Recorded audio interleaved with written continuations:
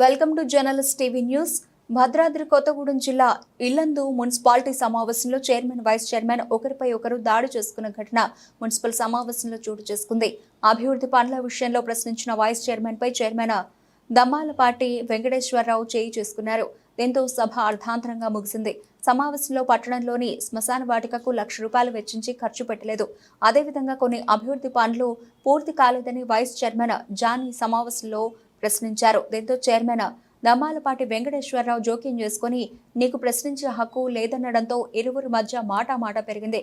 ఒకరినొకరు బూతులు తిట్టుకున్నారు. ఈ సందర్భంగా మున్సిపల్ చైర్మన్ వెంకటేశ్వరరావు, నువ్వు జైలుకు పోయి వచ్చి ఇష్టారాజ్యంగా వ్యవహరిస్తున్నావంటే కుదురుదాన్ని, నీ బతుకు ఏందో ఇల్లందు ప్రజలకు తెలుసునని భూ కబ్జాలు దందాలు చేస్తూ బతుకుతున్నావని చైర్మన్ అన్నారు. వైస్ చైర్మన్ జాన్ని కలుగు చేసుకుని నువ్వు ఇల్లందులో కుటుంబాలను నాశనం చేశావని, కొంతమంది చావు కూడా కారణమయ్యావని, నీ వల్ల ఆ ఇల్లందు అభివృద్ధి కుంటుపడిందని వైస్ చైర్మన్ అన్నారు. ఈ నేపథ్యంలో చైర్మన్ దమ్మాలపాటి వెంకటేశ్వరరావు సమావేశంలోనే వైస్ చైర్మన్ జానీపై చేయి చేసుకున్నారు. అయితే గత కొంతకాలంగా చైర్మన్ పై అవిశ్వాస తీర్మానం కోసం కౌన్సిలర్ చేసిన పోరాటంలో ముందుండి నడిపించాడు వైస్ చైర్మన్ జానీ భాష. అప్పటి నుంచి వీరిద్దరి మధ్య పచ్చగట్టి వేస్తే బగ్గుమంటోంది.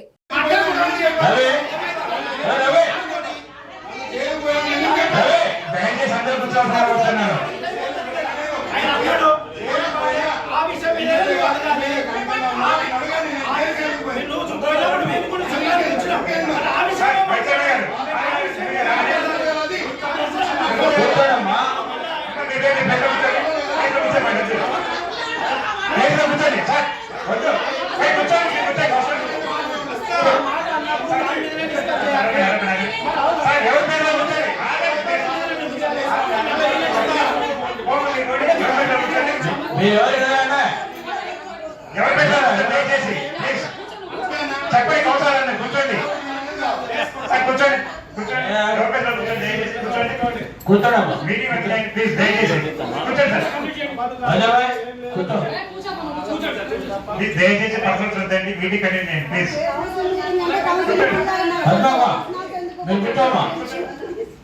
కూర్చోండి.